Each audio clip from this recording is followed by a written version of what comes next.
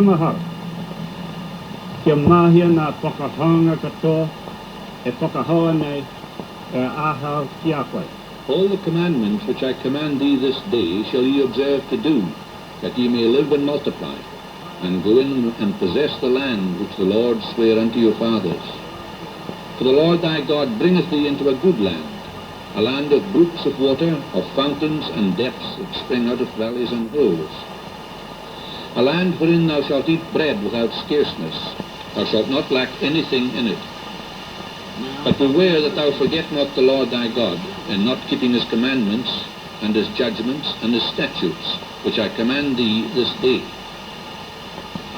For it shall surely be, if thou do at all forget the Lord thy God, and walk after other gods, and serve them, and worship them, I testify against you this day that ye shall surely perish. Tamatarawa koto.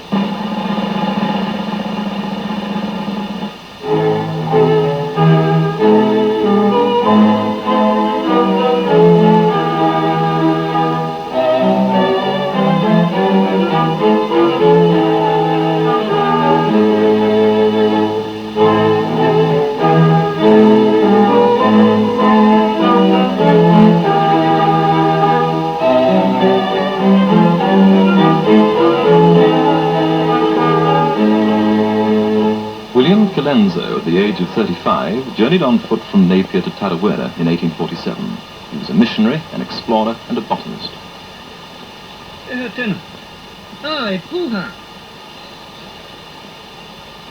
He was a man with a strong feeling of kinship with the Maori people.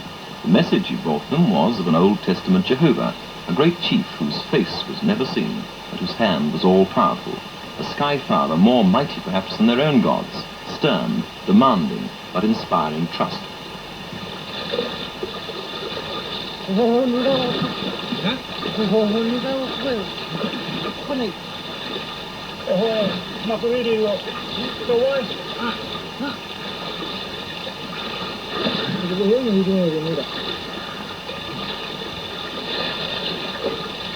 Kalenza extended his own trust to the Maori people. In making the first crossing by a white man of the Mohaka River, he did so on a raft of dried raupo constructed by his guides.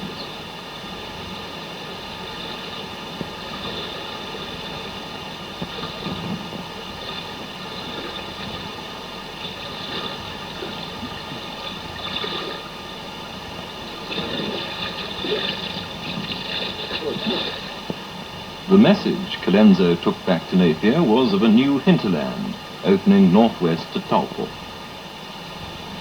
A telegraph line was established, but when the Maoris saw the white men moving in upon their land, their trust in him evaporated. Oh, cut the wire.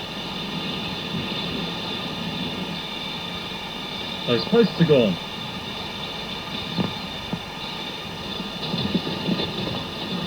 To facilitate patrolling of the line, outposts were established for the armed constabulary, the first some 40 miles from Napier at Tarawera. Another outpost became a staging point on the coach route and a well-known landmark until replaced by a new tavern.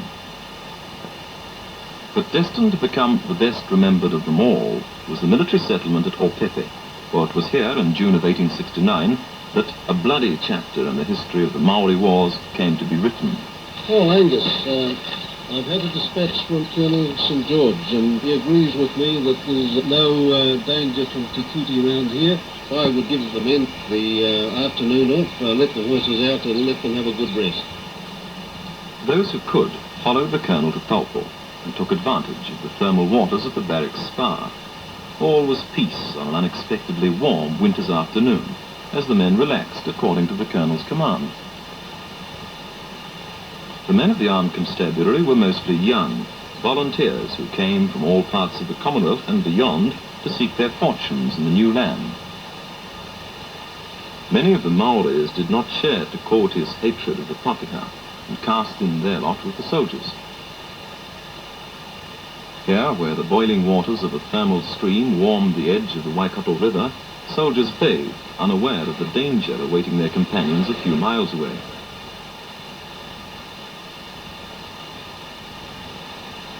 Eight men were about to die, the oldest among them, their Sergeant Michael Slattery, aged 47. At the horse trough, a mile from the barracks, Trooper Lockwood, aged 19, was made aware of watching eyes by the behaviour of his horse, but he could see nothing.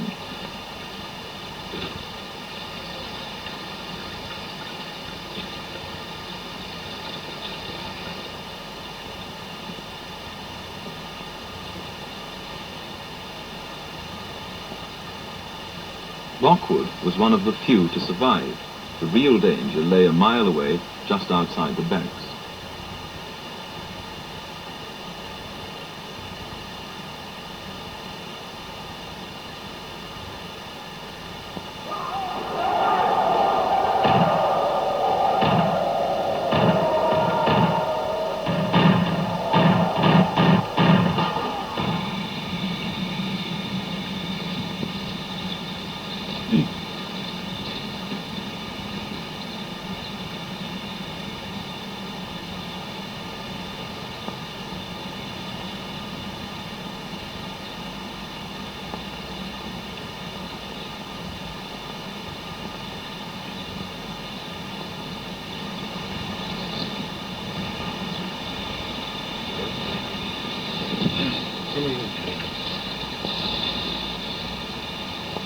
They'll meet you.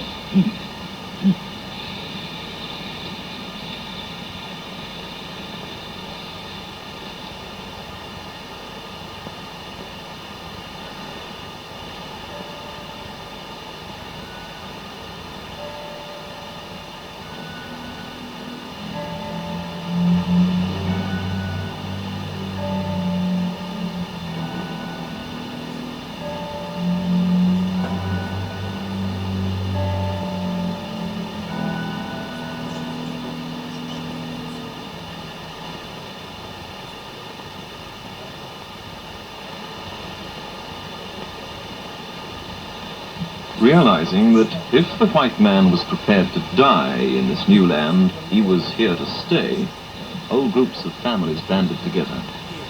Under their head man, they worked under contract with the government to widen the walking track and make a road.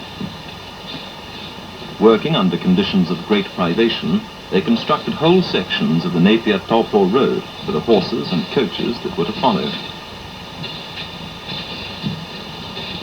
As the bitter memories of the war faded, the spirit that underlay the Maori in battle asserted itself once more. Yeah, Parker, Tanakwe! you know I got a shot 15 years ago at the water trough up the road. Oh, Pipi!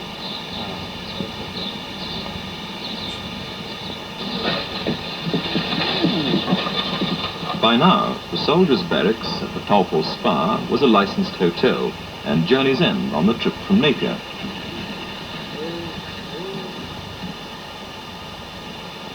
It was a tribute to the gentility of the times that after a journey lasting 2 full days, people could face with apparent equanimity the ordeal of dressing and sitting down to dinner. But beneath the urbane exterior, our forebears were resourceful and hard-working. You are, young fellow. You just thrust away from me.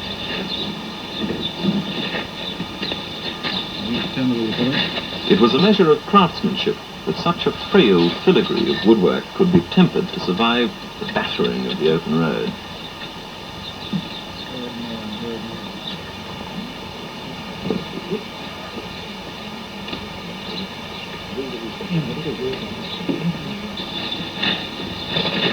The 97-mile journey to Napier took more than 30 horses, some of them good swimmers, as the Esk River had to be forded no less than 43 times.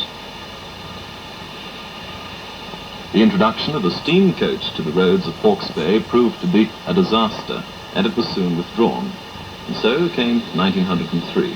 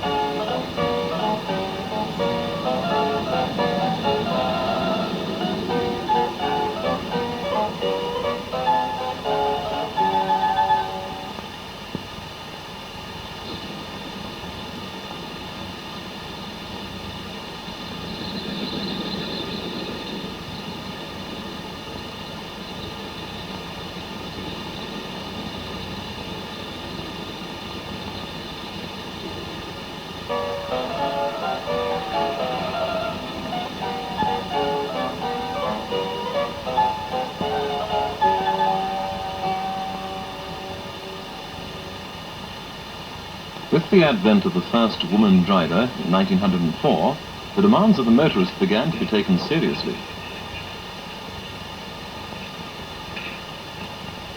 Always obliging, the Ministry of Works created a highway composed entirely of pumice dust.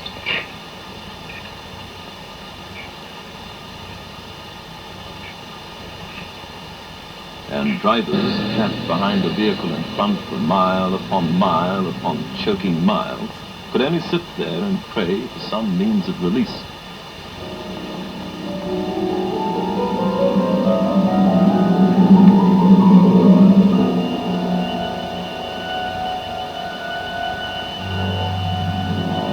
Up here, the air is suddenly cool and clean. And from this perspective, it's possible to see again the vision proclaimed by William Colenso of a good land, a land wherein thou shalt eat bread without scarceness.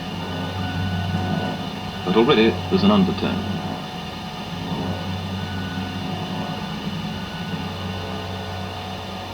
The promise of the Old Testament Jehovah has been richly fulfilled. In the rush of material prosperity, the wealth of nature seems boundless, beautiful and endless. But the people seem to have forgotten that there was another side to the bargain. The Pakeha god seems tolerant, but there was an earlier god, and it was to him that the Maori tohunga, Tuhoto, took his troubles.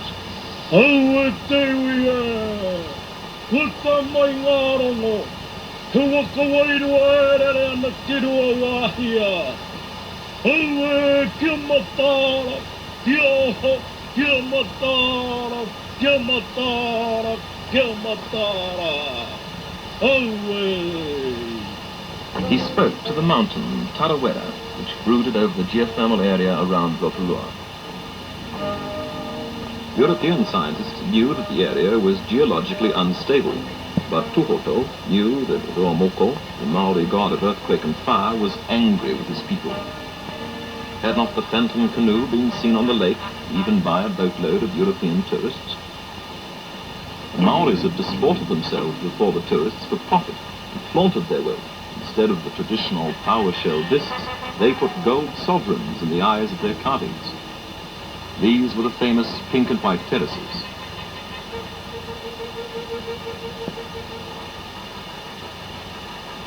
And this was June the 9th, 1886.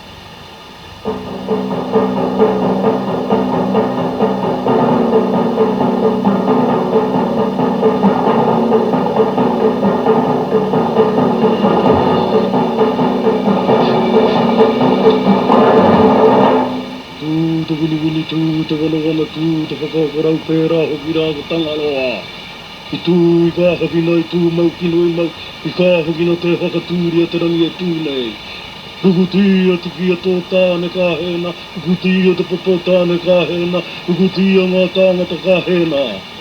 I nā hoki rā te malamataka kā ua hiki hei koe iu, te haunui te hauloa o aku kaka, o aku mana wāu I haeretia, te pua wai hoi haeretia katoa katoa.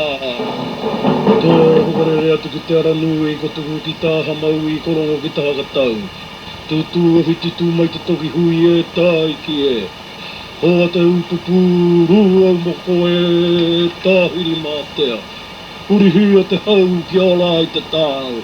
Ki olai te ao mārama tihe mauri ola. The disaster was complete.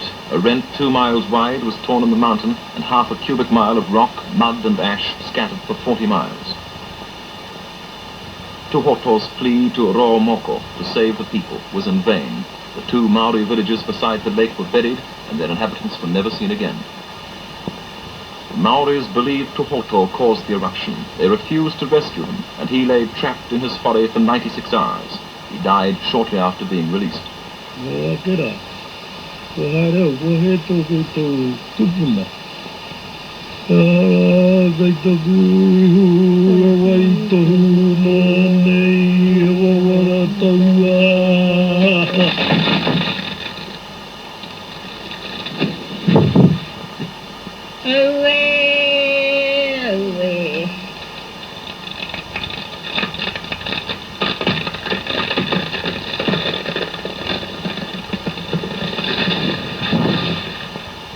But out of the ashes